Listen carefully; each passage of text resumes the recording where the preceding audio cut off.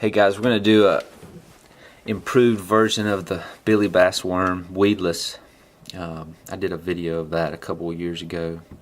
Great bass pattern. This is Eagle Claw #1 hook.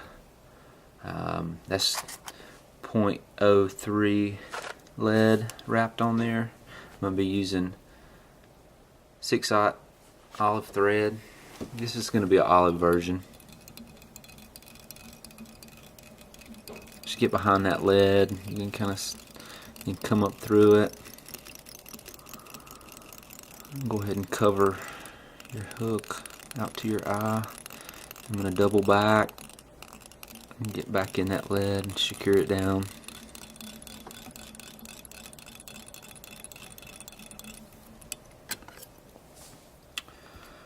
Clip off the excess. I'm going to get a little olive crystal flash.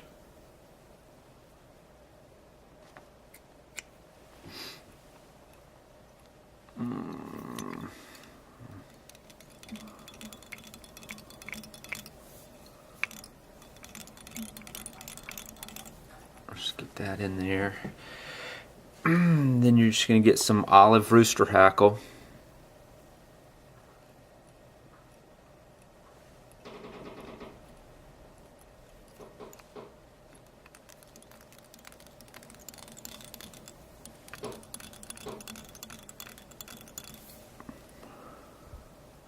Tie it in.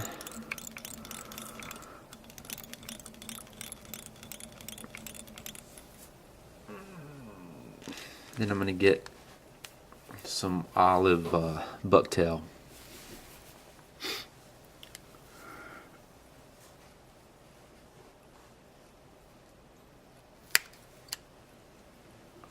Just knock out that excess.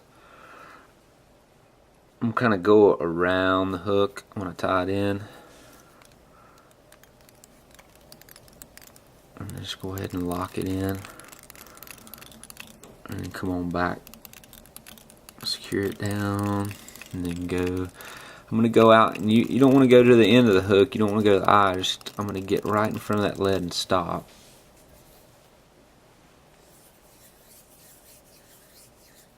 And I'm going to get some more olive bucktail.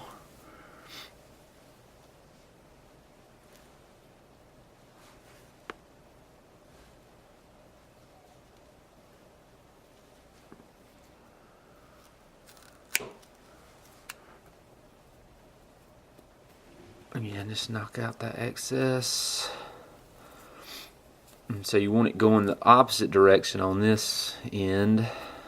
And I'll just stick it in there, just right over the hook, so you cover all that. Kind of pinch it with your other hand. Make sure you got it good. And come on in here and cinch it down, and then just go on out, go away from the eye. And this kind of helps cover the lead as well. And I'm going to double back, just make sure you got that down good. And I'm going to come back about right in there. I'm still on that lead. And then you're just going to push this bucktail back to make your head.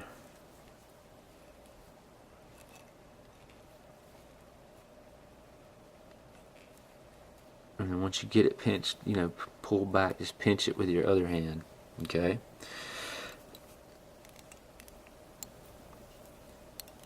And I'm actually going to come back a little further back with my thread, because you want a good segment on that head. We're trying to imitate a plastic bass worm. So I'm going to pinch it there. Go ahead and get your whip finisher. Whip finish that.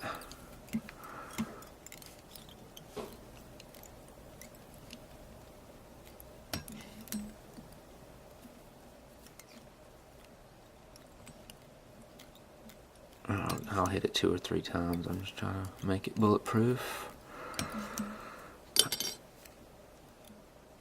snip that. Then you're gonna just pinch your thread, come on back, make another segment. I'll get a couple wraps and I'll go ahead and just whip finish that as well.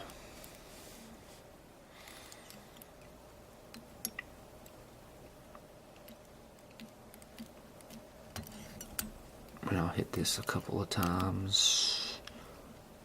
Oh.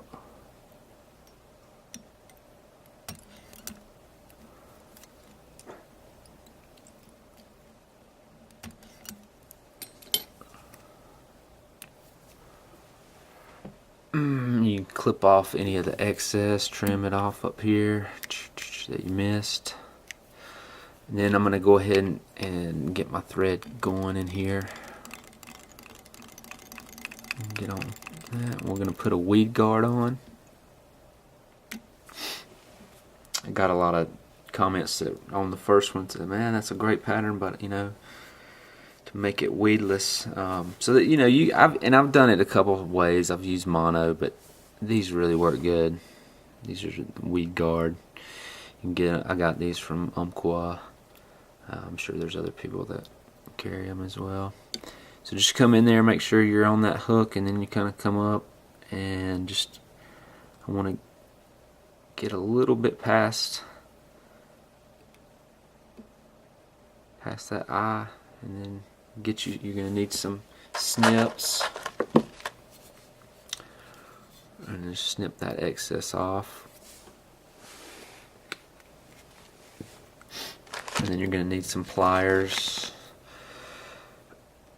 I'm just going to grab them and I'm going to fold it back almost into a L shape, okay? And get on both sides, and you can kind of push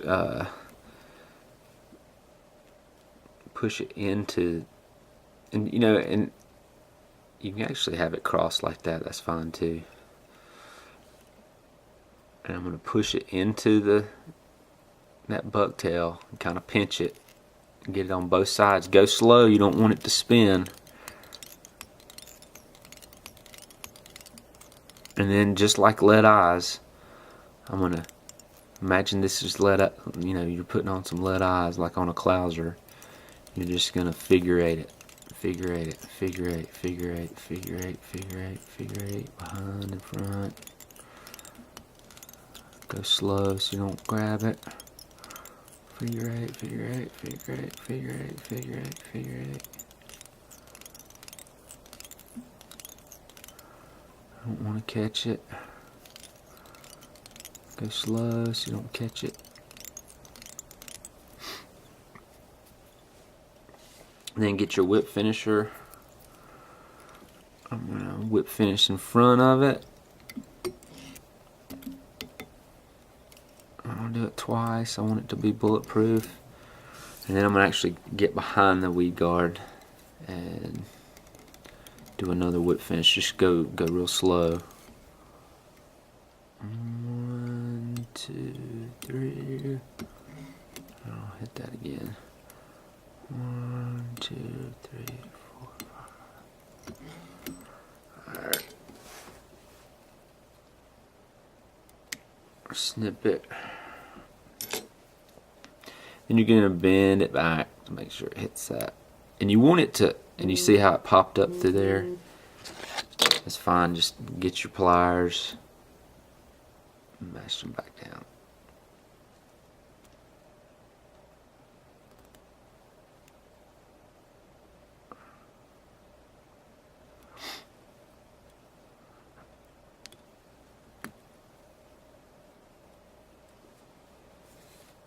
But you want, you know, you don't want your weed guard too stiff, so when that fish bites, you want it to be able to pop loose.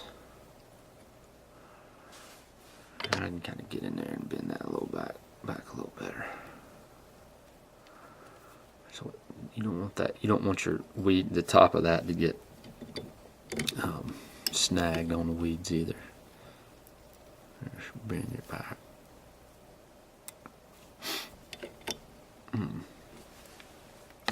Then I'm going to take a little Deer Creek UV resin.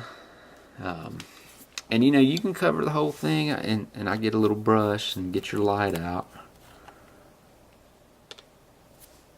And I'm going to hit each segment. I'm basically going to cover.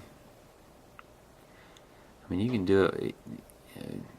Some people were saying in the comments that it looked better without this, but this makes it more bulletproof.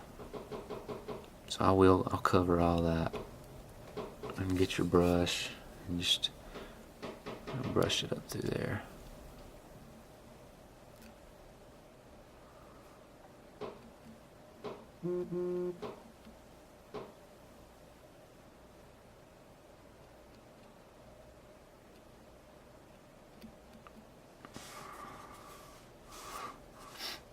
And get your light, UV light, and just hit it real quick.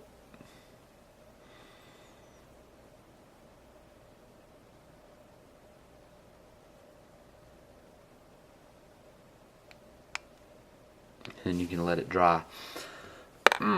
That's it. Let me back this up just a little bit so you can see the whole fly. Yeah.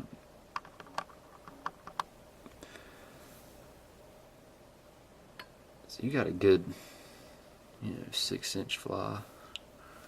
Maybe not quite 6 inches, but good big piecey, juicy morsel for the bass. I've caught a lot of fish on the billy bass worm, especially when they're spawning and they're kind of guarding their, or coming, pre-post spawn. They're guarding the bed. You could kind of make them mad with this thing. Great alternative. Because it's, you can throw it, it's light. It's not too heavy, especially when bass are in the shallows. This is a great one. Great one for farm ponds, that kind of thing. Private water, don't get fished as hard.